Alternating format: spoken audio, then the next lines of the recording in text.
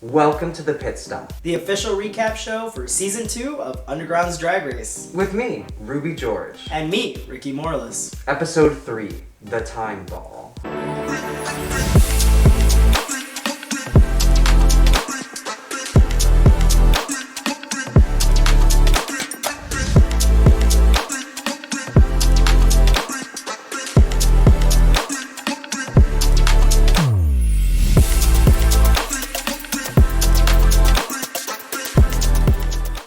For the time ball, each contestant had to prepare 3 looks. One for the past, one for the present, and last for the future. And for their future look, they had to construct the outfit by themselves. The guest judges this week were K-Bod and me, Ruby George. How did it feel to judge this week? It was way harder than I thought it would be. For this challenge, we're going to discuss these 3 things about each competitor. For each competitor, we're going to discuss their concept and the through line of their looks, the construction of their third outfit, and the general presentation. First up was Celery, whose concept was seemingly about the progression of mankind, and there was a through line of animal print throughout.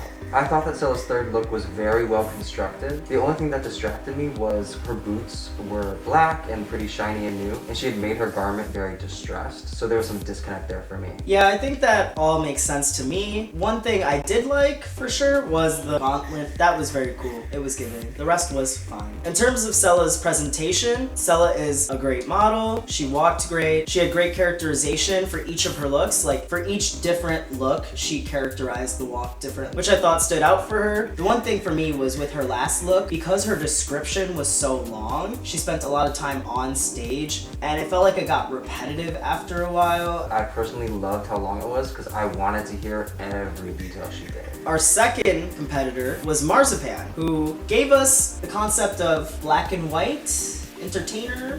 It was black and white throughout, which was very interesting. Yeah. I thought the construction of Mars's look was very simple, which was elegant, but I think it could have been taken further. And I will say they highlighted the corsetry work they did, which I think is impressive. I feel like with Marzipan's look, I don't want to say they played it safe because that makes it seem like it wasn't a good look. I feel like they stuck to things that they knew they could accomplish, and they accomplished it well. Yeah. That was a good choice. In terms of Mars's presentation, walking their looks, I thought especially for the first look, it was amazing, almost no notes, until they brought out the pocket watch, was it? And they were kind of messing around with it, I think trying to open it, so then it seems like they got a bit flustered, and then in the process, dropped their coat, but luckily that look in general was very good. But they had great characterization, especially in their second look, I thought. Absolutely. Next up was Tara Bishop, whose concept revolved around being a warrior. In terms of the construction of Tara's final outfit, one thing that stuck out to me personally was the straps that I think tie it all together in the front and around the forehead and also on the leg, I believe it was too. What do you think? It was like a Frankensteining of pre-existing garments, which is not a bad idea. I just don't think it was executed to its fullest capability.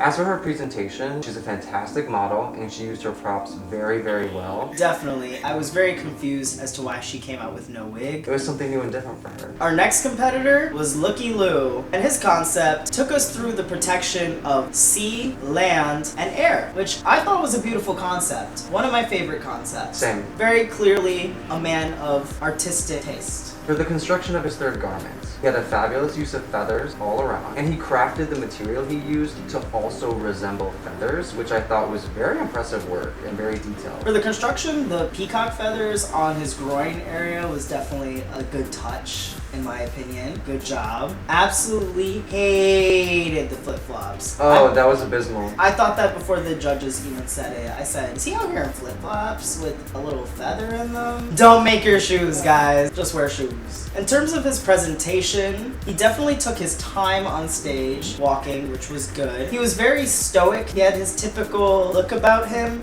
but it lacked a bit of the energy it normally has. I would agree with that. He did have a good reveal though during the presentation of his second outfit. What was the reveal? The front of it was army, but then when he turned around, it revealed that it was like an anti. Like there was anarchy, there was anti-Nazi symbols. It was great. He had a headpiece on the back. Yeah. The headpiece was cool. It was giving like Call of Duty. Next up was Maddie Valley, whose concept dealt with the intersection of politics and fashion and the cyclical nature of both. The 60s. In terms of construction, I think this was one of the best, if not the best, constructed garment for the future. Absolutely.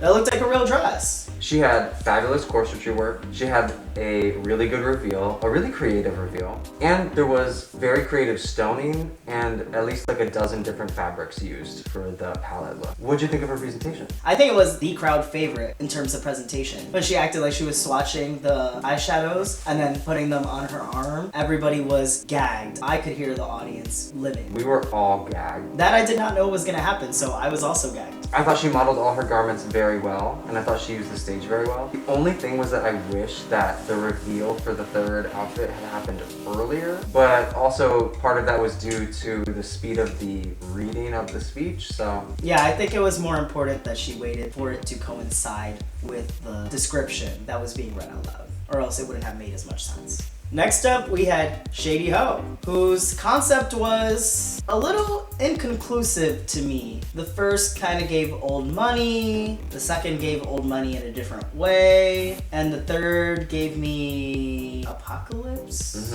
I differed from the other judges on this. They really loved her third look, but for me, I didn't like the combination of textures that she used. I just didn't feel like they went well together. Speaking on presentation, Shady Ho's presentation was amazing. Yeah. I mean, Shady is a great model, a great walker, has great characterization. So similar to Tara in that regard, the selling of it was amazing, especially for the final look. Next up was Sheena Spice, whose themes and concept revolved around electronic culture. In terms of the construction, it was definitely ambitious and was an interesting idea. I liked the idea and where it was going a lot, and I liked the silhouette. I loved the silhouette. It was kind of like, that was cool. Did you have any thoughts yourself on the construction? From where I was sitting, I could see peeks through the armor, but I am going to give her props for altering her shoes to match the garments. Oh, I did notice that the colors were similar. Just must have looked so good that I didn't notice how it was altered. Speaking on Sheena's presentation of her looks, I think for the most part she did a great job. Her first look was characterized very well, with the raver bracelets being passed out to the judges, which I thought was a really cool idea. Getting the bracelets took a bit more time than anticipated, and it kind of took away time that could have been spent modeling the outfit more.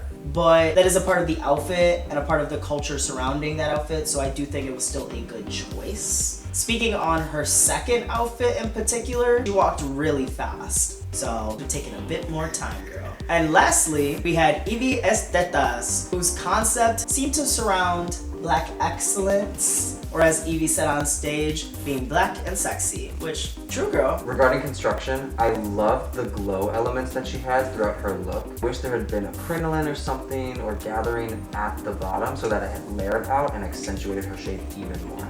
Speaking to Evie's presentation, she had great characterization and prop work. I absolutely loved in her first outfit, she brought out the gun and was doing what, like a Beyonce and Austin Powers moment. I immediately knew the look she was going for and thought it was super dope. So great characterization and prop work. Also, I've noticed that Evie has like really excellent timing when she's presenting things, both comedically and sensually. Just excellent timing. So after all of the looks, the judges deliberated and decided on the top, bottoms, and who was safe. Our top three this week was Celery, Marzipan, and Shady Ho. So 2 out of 3 of the same as last week. Just thought of that. Our bottom 3, unfortunately, was Sheena Spice, Evie Estetas, and Looky Lou. And that left our safe divas, Tara Bishop and Maddie Valley. You're one of the guest judges this week. Did you agree with the placements and how they ended up? So Damsel had said that this was the most disagreement between a judges panel she had ever seen during Drunk Yet. Wow, a nation divided. I had Maddie much higher. Now clock that. That's just how it shook out. That's how it should have been. And y'all know I haven't said this any week yet. Maddie Valley was robbed of the top 3. Cella could have had that spot, but it needed to at least be Marzipan and Maddie. My scores as a judge reflect that. But do you agree with the bottom placements? I'm not sure I agree that Sheena needed to be in the bottom. Me neither. I loved the presentation of Sheena's first look. I loved her second look. It was like one of my favorite looks of the night. I was obsessed with Sheena's second look. And I loved the ambition of her third look. She deserved to be safe at minimum. I think a safe would have been fair. Our winner this week was... Celery! Do you agree? I love and respect Celery's looks and her artistry, but to me, the winners were either Marzipan or Maddie Valley. On my score sheets, Maddie, Sella, and Mars were a point away from each other. Okay. It was a very close game. I valued Maddie's concept the most. Agreed. I thought it was incredibly unique, incredibly specific to her, and incredibly intellectual. It was the only concept that did not lean into an apocalyptic future. Not the only. It was one of the few. The judges decided this week that Sheena Spice was safe, which left Evie Estetas and Looky Lou to lip sync for their lives.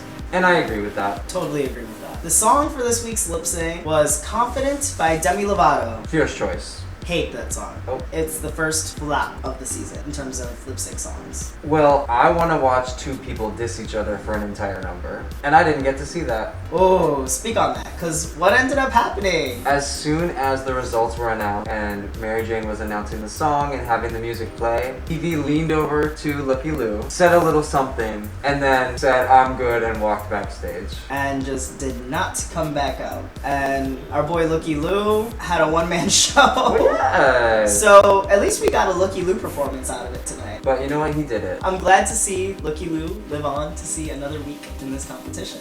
Yeah. But unfortunately, we get less Evie Estetas. I know. So either way, we lost. It was a little anticlimactic, Very. a little awkward. Very. I think you and I both already spoke a little bit on camera about how we understand why Evie might have walked off, because this would have been her third week lip syncing. So basically, every week so far, she's been in the bottom two Yeah. and been sent to lip sync, which sucks, especially because she is a good performer. Yeah. So I'm sure she felt that. I have less qualms about her walking off in general and deciding to quit, even though I would never do it. But I do feel if I were in Lookie's position, I would be happy to still be safe, but I would be upset that I was essentially just like granted the safe, you know? I would rather get sent home off merit than feel like I was kind of granted a safe maybe I didn't deserve, or even to have other people have the ability to say that I was kept safe because somebody else chose to spare me and quit. I think that kind of sucks. And with that, we wrap up episode 3 of season 2 of Underground's Drag Race. And join us next week to review episode 4, Celebrity Impersonations. You can catch Underground's Drag Race every Sunday till it ends, 7:30 p.m. at the Underground. And don't forget to like and subscribe to the Underground's Drag Race YouTube channel. For more of the Pit Stop, fashion photo review, and other content. Bye!